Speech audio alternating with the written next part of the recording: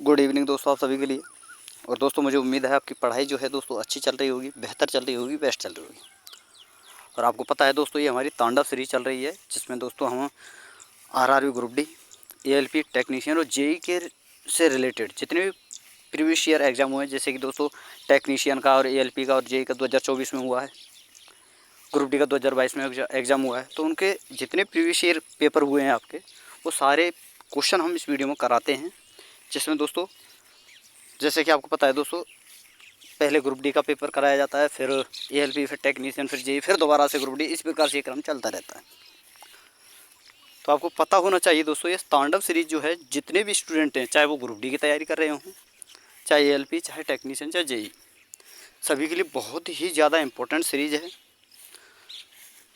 क्योंकि दोस्तों इससे आपको पता चलता है किस प्रकार का प्रश्न जो है आपसे पूछा जाता है, क्या पैटर्न रहता है, क्या अंतर होता है रेलवे में जो है आपका ग्रुप डी की साइंस और जेई की साइंस में क्या अंतर रहता है, एएलपी की साइंस में, टेक्नीशियन की साइंस में, इन सभी जो आपके लेवल हैं पोस्ट वाइज, सभी पोस्टों की साइंस में क्या अंतर रहता है, ये आपको पता चलता है। और दोस्तों आपने देखा भी होगा कि जैसा कि मैंने आपको शुरुआत में जब इंट्रोडक्शन वाली क्लास दी थी मैंने आपके लिए, तो आपने वहाँ पर देखा भी होगा कि जितनी भी मैंने साइंस कराई है, चाहे आपके लिए ग्रुप डी, एएलपी, टेक्नीशियन, चाहे जेई, सभी की साइंस में आपको कुछ खास ज़्यादा अंतर नहीं मिला होगा, मुश्किल से 101-2% अंतर।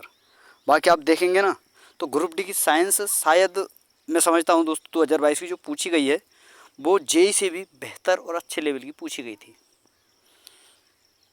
तो इसलिए मैं बोल रहा हूँ दोस्तों, जितनी भी क्लास में आपके लिए कराता हूँ, जो भी पेपर में आपके लिए कराता हूँ, वो आप केवल और केवल दोस्तों एक तसल्ली से और अच्छी तरह से समझें दोस्तों उस पेपर को, और उन डेली क्लासों को लें, ठीक है। क्योंकि दोस्तों बहुत इंपॉर्टेंट सीरीज़ है आपके लिए, हर प्रकार का साइंस का क्वेश्चन वहाँ देखने को मिलता है, हर लेवल का मिलता है। तो इस सीरीज़ ज़रूर अटैम्प्ट करें। और जिन स्टूडेंटों ने अभी तक हमारे इस चैनल को सब्सक्राइब नहीं किया है, या फिर चैनल पर पहली बार विजिट करें, उनसे भी मेरा रिक्वेस्ट है कि चैनल को सब्सक्राइब करके साथ में और वाला बेल आइकन जरूर दबा लें दोस्तों, ताकि दोस्तों मेरी आने वाली हर वीडियो का नोटिफिकेशन सबसे पहले दोस्तों आपके पास पहुंच सके। ठीक है दोस्तों। और आज का हमारा पेपर है दोस्तों ग्रुप डी का लेवल 1 का 6/10/2022 का सेकंड शिफ्ट का आपका पेपर है। ठीक है दोस्तों।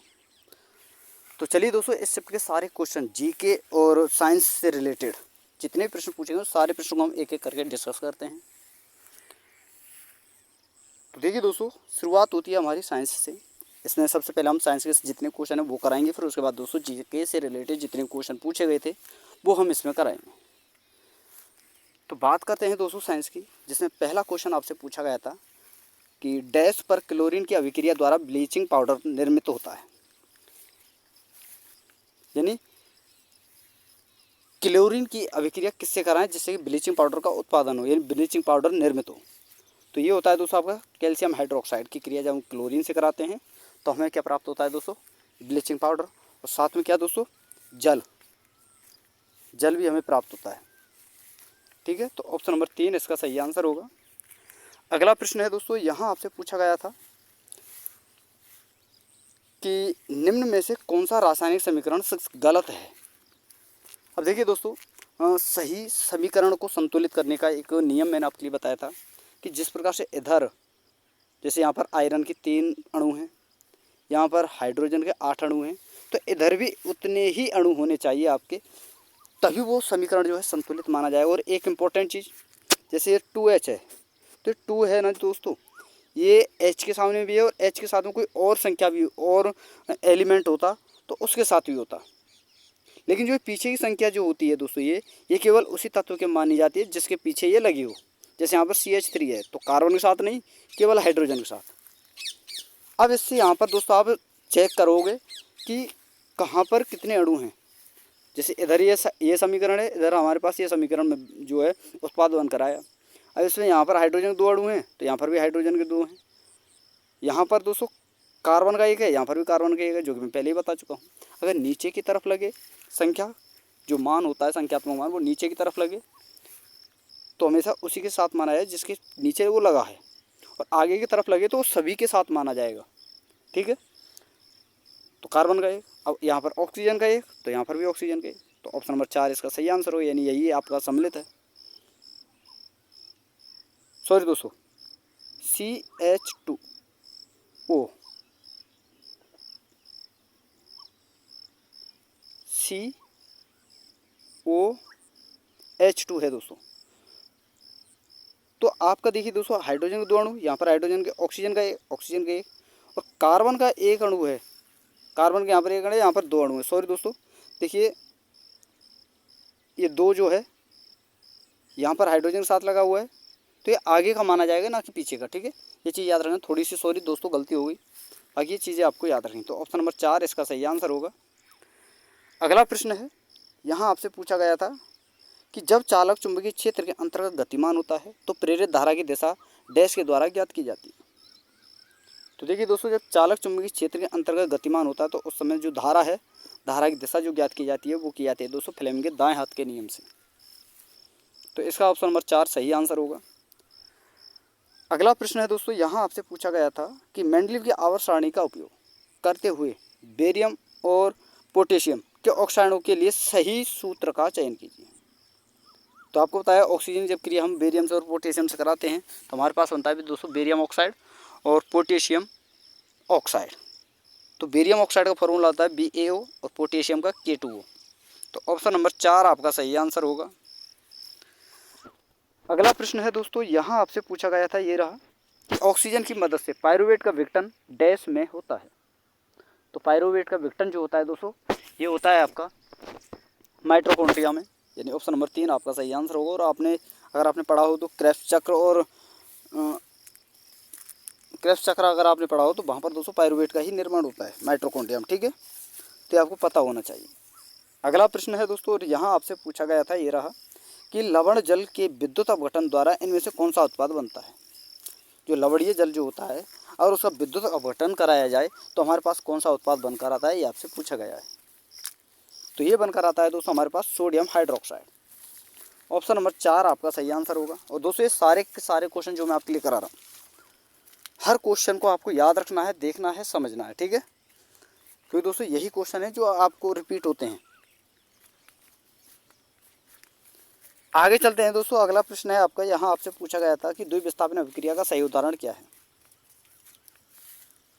देखिए दोस्तों, एकल विस्थापन अभिक्रिया क्या है, जिसमें केवल एक तरफ ही तत्व विस्थापित हो, दूसरी तरफ ना हो।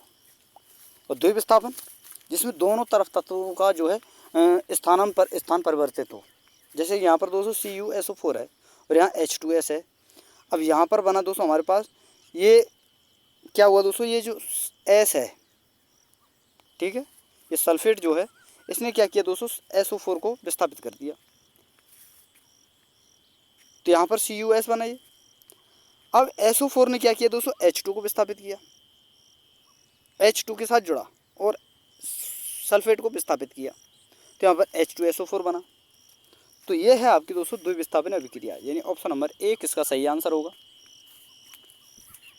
अगला प्रश्न है और यहाँ आपसे पूछा गया है सॉरी दोस्तों, कि निम्नलिखित तालिका में आपतित प्रकाश की किरण की दिशा व परावर्तित प्रकाश किरण की दिशा दो अलग अलग स्तंभों में दी गई है। तो स्तंभ 1 व स्तंभ 2 को सुमेलित कीजिए, ये आपसे पूछा है। तो यहाँ पर दोस्तों आपको करना क्या है, ये जैसे कि ये दो यहाँ पर ये कथन है, ये रहे दोस्तों और ये रहे, इन्हें सुमेलित करने के लिए यहाँ पर आपसे कहा गया है। तो चलिए दोस्तों हम देखते हैं कि आपतित किरण मुख्य फोकस से गुजरती है या इसकी ओर निर्देशित होती है। तो परावर्तित किरण मुख्य अक्ष के समांतर संचारित होती है। बिल्कुल सही है दोस्तों। जैसे कि दोस्तों मान लीजिए ये दर्पण है, ये आपतित किरण है, फोकस से गुजरी, ये कोई फोकस है और ये किरण आई और इधर से गुजरी, तो ये इसके समांतर हो जाएगी। अगर ये समांतर आती है तो फोकस से होकर गुजर जाएगी। इस प्रकार से होता है। अगर लेंस वाला जो है दर्पण वाला अगर आपने चैप्टर पढ़ा हो तो वहाँ पर यानी प्रकाश वाला, तो वहाँ पर आपको सारी चीज़ें समझाई हुई हैं मैंने। ठीक है, आगे हम चलते हैं। अगला है आपतित किरण वक्रता केंद्र से गुजरती है या इसकी ओर निर्देशित होती है। तो देखिए दोस्तों, अब यहाँ पर हमें देखना है कि परावर्तित किरण विपरीत दिशा में आपतन पथ का पुनः अनुरेखण करेगी। परावर्तित मुख्य अक्ष के दूसरी तेजी ही दोस्तों ऑप्शन नंबर बी में जो आएगा आपका एस आएगा, यानी परावर्तित किरण विपरीत दिशा में आपतन पथ का पुनः अनुरेखण करेगी। आगे हम चलते हैं, अगला है दोस्तों आपतित किरण मुख्य अक्ष के समांतर है। तो इसका होगा दोस्तों देखिए, या तो मुख्य फोकस से गुजरेगी या मुख्य फोकस से अपसरित होती प्रतीत होगी। तो ऑप्शन नंबर पी इसमें सही होगा, इसमें पी, इसमें ये हुआ और इसमें दोस्तों आपका होगा ए में आर। तो ये आप मिला लीजिए, तो ऑप्शन नंबर 4 आपका सही आंसर होगा। आगे हम चलते हैं दोस्तों, और अगला प्रश्न यहाँ पर आपसे पूछा गया था, ये रहा कि मेंडल ने 7 अलग अलग लक्षणों का अध्ययन क्यों किया। तो क्यों किया दोस्तों, वंशागति के सार्वभौम सिद्धांतों पर प्रकाश डालने के लिए। ऑप्शन नंबर 3 आपका सही आंसर होगा। अगला प्रश्न है, और यहाँ आपसे पूछा गया है, ये रहा कि इकाई वाट को डैश के रूप में भी व्यक्त किया जा सकता है। यानी इकाई वाट का मतलब है दोस्तों 1 किलो वाट, 1 वाट को, तो 1 वाट बराबर होता है दोस्तों 1 volt into 1 ampere. Option number 3 आपका सही आंसर होगा। अगला प्रश्न है, यहाँ आपसे पूछा गया था कि घरेलू और औद्योगिक ठोस अपशिष्ट के बीच मुख्य अंतर क्या है। तो देखिए दोस्तों, घरेलू ठोस अपशिष्ट संरचना में विषम होते हैं, यानी सभी की अलग अलग संरचना होती है, तो इसलिए दोस्तों विषम होते हैं, यानी ऑप्शन नंबर 4 इसका सही आंसर होगा। आगे हम चलते हैं, अगला प्रश्न आपसे पूछा गया था कि निम्नलिखित में से कौन सा तत्व तांबे से अधिक अभिक्रियाशील होता है, तांबे से भी ज़्यादा। तो तांबे से ज़्यादा होता है दोस्तों जिंक। सोना तो बहुत कम होता ही नहीं है, उससे सोने से थोड़ा ज़्यादा, चांदी से, और सोने से भी कम रिएक्टिव होता है दोस्तों प्लेटिनम, ये भी आपको याद रखना है। तो यहाँ पर आपसे पूछा है तांबे से ज़्यादा तो जिंक। ऑप्शन नंबर 3 आपका सही आंसर होगा। अगला प्रश्न है, यहाँ आपसे पूछा गया था, ये रहा कि क्षण चुंबक के निकट लाए जाने पर दिक् सूचक की सुई विक्षेपित क्यों हो जाती है। क्यों हो जाती है दोस्तों, क्योंकि यह एक लघु यानी छोटा एक चुंबक होता है, जिसके कारण ये दोस्तों सुई जो है विक्षेपित हो जाती है। तो ऑप्शन नंबर 2 आपका सही आंसर होगा। तो यह प्रश्न दोस्तों आरआरबी जेईई में पूछा जा चुका है, ठीक है। तो आपको पता चलेगा दोस्तों, जब जैसे कि मैंने पिछली क्लास जो कराई है आरआरबी जेईई से रिलेटेड, और यहाँ पर ये क्लास मैं आपके लिए करा रहा हूँ, तो आपको पता चलेगा कि कुछ प्रश्न आपको ग्रुप डी वाले जो प्रश्न हैं वो जेईई में देखने को मिलेंगे, जेईई वाले ग्रुप डी में देखने को मिलेंगे, इस प्रकार से एएलपी में, टेक्नीशियन में। तो जो कि मैं आपके लिए पहले ही बता चुका हूँ, कोई ज़्यादा डिफरेंट नहीं है। आपको बस हर क्लास को समझना, हर क्वेश्चन को समझना है कि किस प्रकार के प्रश्न पूछे गए थे, ठीक है दोस्तों। आगे चलते हैं, और अगला प्रश्न आपसे पूछा गया था कि इनमें से कौन सा कार्बनिक यौगिक नहीं है। कार्बनिक यौगिक क्या होता है दोस्तों, जिसमें कार्बन और हाइड्रोजन दोनों। तो यहाँ पर कार्बन हाइड्रोजन है, यहाँ पर भी कार्बन हाइड्रोजन, यहाँ पर भी, यहाँ पर नहीं है। तो ऑप्शन नंबर 2 आपका सही आंसर होगा। अगला प्रश्न है, और यहाँ आपसे पूछा गया था कि लेंस के डैश से होकर गुजरने वाली प्रकाश किरण बिना किसी विचलन से गुजरती है। तो लेंस के प्रकाशिक केंद्र से गुजरने वाली प्रकाश किरण जो है बिना किसी विचलन के गुजर जाती है। तो ऑप्शन नंबर 4 आपका सही आंसर होगा। अगला प्रश्न है, यहाँ आपसे पूछा गया था कि यदि किसी चालक की लंबाई दोगुनी कर दी जाए और अनुप्रस्थ काट के क्षेत्रफल को आधा कर दिया जाए तो प्रतिरोध पर क्या प्रभाव पड़ेगा। तो आपको पता है दोस्तों, देखिए फॉर्मूला होता है आपके पास कि प्रतिरोध बराबर प्रतिरोधकता इंटू L/A, ठीक है, यही तो होता है। या फिर होगा आपका R जो त्रिज्या होती है उसका स्क्वायर। यहाँ पर क्या कहा है, यहाँ पर ये रहा दोस्तों, यदि लंबाई को दोगुना कर दिया जाए और क्षेत्रफल को आधा कर दिया जाए तो प्रतिरोध पर क्या प्रभाव पड़ेगा। तो देखिए दोस्तों, ये रहा आपको लंबाई को दोगुना और इसको आधा कर दिया जाए तो इसका क्या होगा दोस्तों, एरिया को आधा कर दिया हमने, ठीक है, क्षेत्रफल को ही कर रहा है वो आधा, लंबाई को हमने दोगुना कर दिया, एरिया को आधा कर दिया। आगे हम देखते हैं आगे क्या कहा गया है,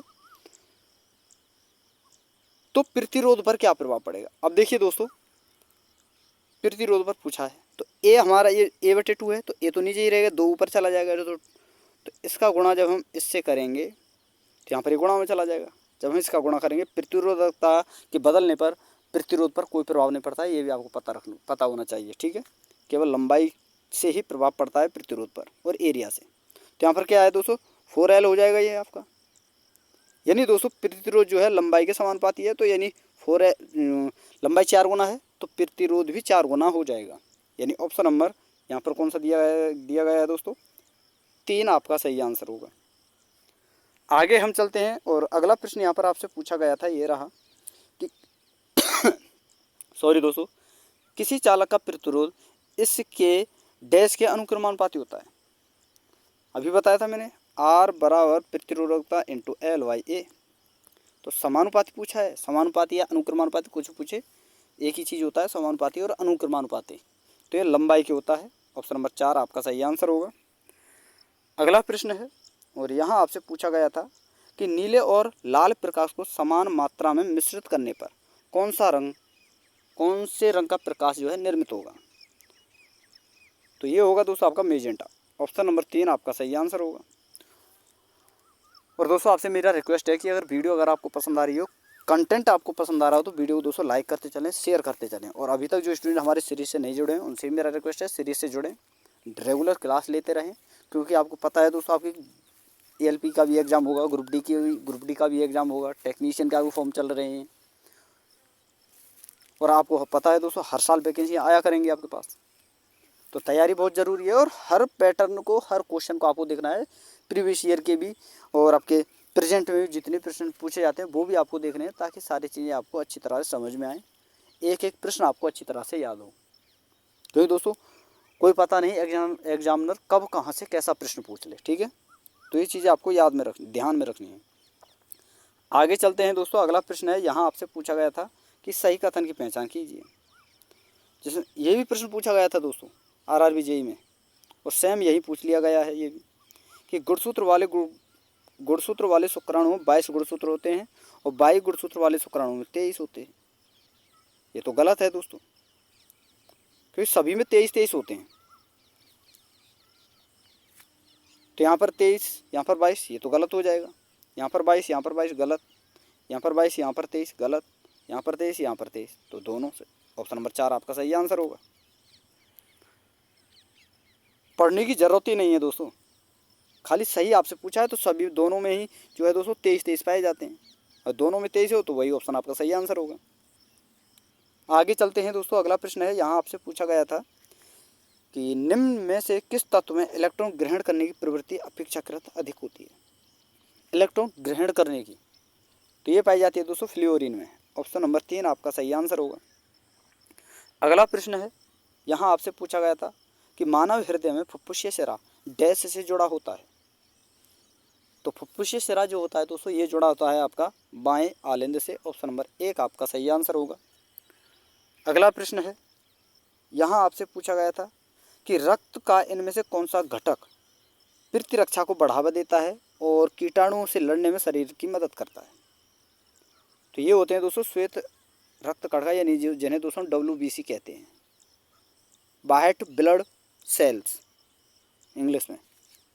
तो ऑप्शन नंबर 2 आपका सही आंसर होगा। अगला प्रश्न है और यहाँ आपसे पूछा गया है कि कीटों में गैस के विनिमय के लिए वायु नलिकाओं का एक जाल होता है, इन्हें क्या कहा जाता है। तो इन्हें कहते हैं हम दोस्तों श्वास प्रणाल। अब देखिए दोस्तों ये है आपका ग्रुप डी का पैटर्न जो 2022 में पूछा गया है। क्या आपको लग रहा है कि ये ग्रुप डी का पैटर्न होगा? और जो स्टूडेंट पहली बार कर रहे हैं उन्हें तो ऐसा लग रहा हो शायद कहीं ये JEE का पैटर्न तो नहीं है। तो आप देख सकते हैं, समझ सकते हैं किस प्रकार के प्रश्न आपसे पूछे जा सकते हैं ग्रुप डी 2022 में जिस प्रकार से पूछे गए हैं। तो इसीलिए बोल रहा हूँ दोस्तों, जो चीज़ें मैं आपके लिए करा रहा हूँ वो शांति से आप करते रहें, रेगुलर क्लासें लेते रहें, ठीक है। आगे चलते हैं दोस्तों। अगला प्रश्न है, यहाँ आपसे पूछा गया था, अब आ जाती है दोस्तों आपकी GK। साइंस के जितने प्रश्न थे मैंने आपके लिए करा दिए हैं। अब चलते हैं दोस्तों GK के प्रश्नों की ओर। और वीडियो अगर आपको अच्छी लगी हो दोस्तों वीडियो को लाइक कर देना है, शेयर कर देना है। और जिन स्टूडेंटों ने अभी तक चैनल को सब्सक्राइब नहीं किया उनसे मेरा रिक्वेस्ट है कि चैनल को सब्सक्राइब करके साथ में ऑल वाला बेल आइकन जरूर दबा लें, ताकि दोस्तों मेरी आने वाली हर वीडियो का नोटिफिकेशन सबसे पहले दोस्तों आपके पास पहुँच सके। अब चलते हैं हम दोस्तों GK के प्रश्नों की ओर कि किस प्रकार के प्रश्न जो हैं पूछे गए थे। तो इसमें फर्स्ट प्रश्न है दोस्तों GK का कि भारतीय नागरिकों द्वारा ट्रांसलेशन रिसर्च को मान्यता देने, प्रोत्साहित करने और समर्थन करने के लिए विज्ञान एवं प्रौद्योगिकी विभाग जैसे हम दोस्तों कहते हैं DST। DST भारत सरकार द्वारा शुरू की गई फेलोशिप का नाम क्या है, ये आपसे पूछा है। तो ये है दोस्तों आपकी Abdul Kalam technology innovation national fellowship. तो ऑप्शन नंबर 1 आपका सही आंसर होगा। अगला प्रश्न है, यहाँ आपसे पूछा गया था, ये रहा दोस्तों, कि निम्न में से भारत के कौन से राज्य आम्र वर्षा यानी मैंगो सावर शब्द से संबंधित हैं। तो आम्र वर्षा होती है दोस्तों आपकी केरल और कर्नाटक में। ऑप्शन नंबर 4 आपका सही आंसर होगा। अगला प्रश्न है, और यहाँ आपसे पूछा गया था कि निम्न में से किसने राजस्थान में जोधपुर के निकट स्थित खेजड़ली गांव में खेजड़ी पेड़ों की सुरक्षा के लिए 363 अन्य लोगों के साथ अपने जीवन का बलिदान दिया था। तो ये दिया था दोस्तों अमृता देवी बिश्नोई ने। ऑप्शन नंबर 4 आपका सही आंसर होगा। अगला प्रश्न है, ये रहा दोस्तों, यहाँ आपसे पूछा गया था कि किस त्यौहार को असम में माघ बिहू के नाम से जाना जाता है। तो असम में मकर संक्रांति जो होती है उसे ही हम दोस्तों माघ बिहू कहते हैं। ऑप्शन नंबर 1 आपका सही आंसर होगा। अगला प्रश्न है, यहाँ आपसे पूछा गया था कि भारतीय संविधान का इनमें से कौन सा अनुच्छेद नागरिकों के लिए एक समान सिविल संहिता प्रदान करता है। तो यह दोस्तों अनुच्छेद 44। ऑप्शन नंबर 3 इसका सही आंसर होगा। अगला प्रश्न है, यहाँ आपसे पूछा गया है, ये रहा दोस्तों प्रश्न नंबर 32 कि MFI के लिए विकास निधि का प्रबंधन किसके द्वारा किया जाता है। तो ये किया जाता है दोस्तों भारतीय रिजर्व बैंक ऑफ इंडिया के द्वारा। ऑप्शन नंबर 1 आपका सही आंसर होगा। अगला प्रश्न है, यहाँ आपसे पूछा गया था कि निम्नलिखित में से किस इकाई को राज्य विधानमंडलों द्वारा सौंपे गए कार्यों का निर्वाह और शक्तियों का प्रयोग करने के लिए पंचायती राज व्यवस्था की आधारशिला के रूप में माना जाता है। तो ये होती है दोस्तों ग्राम सभा। ऑप्शन नंबर 4 आपका सही आंसर होगा। अगला प्रश्न है, यहाँ आपसे पूछा गया था कि निम्नलिखित में से कौन सी भाषा भारत सरकार द्वारा घोषित भारत की शास्त्रीय भाषा का उदाहरण नहीं है। तो देखिए दोस्तों शास्त्रीय भाषाएं जितनी भी हैं वो मैं आपके लिए वीडियो करा चुका हूँ। आप सर्च कर सकते हैं वीडियो में जाकर या प्लेलिस्ट में जाकर भी आप देख सकते हैं। वहाँ पर जितनी भी शास्त्रीय भाषाएं हैं, शास्त्रीय नृत्य होते हैं, वो सारी चीज़ें मैं आपके लिए करा चुका हूँ। तो वहाँ पर आप जाकर वीडियो कंप्लीट करें। ठीक है दोस्तों, तो इसका आंसर होगा दोस्तों बांग्ला जो है दोस्तों ये शास्त्रीय भाषा नहीं है। तो ऑप्शन नंबर 4 आपका सही आंसर होगा। अगला प्रश्न है, और यहाँ आपसे पूछा गया था कि भारतीय संविधान के अनुच्छेद 89 के एक प्रावधान के अनुसार राज्यसभा का पदेन सभापति कौन होता है। तो राज्यसभा का पदेन सभापति होता है भारत के उपराष्ट्रपति। ऑप्शन नंबर 1 आपका सही आंसर होगा। अनुच्छेद भी करा चुका हूँ, वो भी आप देख सकते हैं। आगे चलते हैं दोस्तों, और यहाँ आपसे पूछा गया था बृहदारण्यक, मुंडक और तैत्तिरीय निम्नलिखित में से किस श्रेणी के धार्मिक ग्रंथों के उदाहरण हैं। तो ये हैं दोस्तों उपनिषदों के। ऑप्शन नंबर 3 आपका सही आंसर होगा। तो दोस्तों देखिए आज का हमारा जो पेपर था हमारा ये था दोस्तों 6/10/2022 का दोस्तों सेकंड शिफ्ट का लेवल 1 का आपका एग्ज़ाम था, जिससे सारे जीके और साइंस से रिलेटेड जितने प्रश्न पूछे गए थे सारे प्रश्न मैंने आपके लिए करा दिए हैं। और वीडियो अगर आपको अच्छी लगी हो तो दोस्तों वीडियो को लाइक कर देना है, शेयर कर देना है। और जो स्टूडेंट अभी तक इस सीरीज से नहीं जुड़े हैं उनसे भी मेरा रिक्वेस्ट है सीरीज से जुड़ें, रेगुलर क्लास ज़रूर लें दोस्तों। ठीक है, बहुत ही ज़्यादा बेनिफिट आपके लिए होने वाला है। तो थैंक यू दोस्तों, धन्यवाद। फिर मिलते हैं एक नई वीडियो के साथ।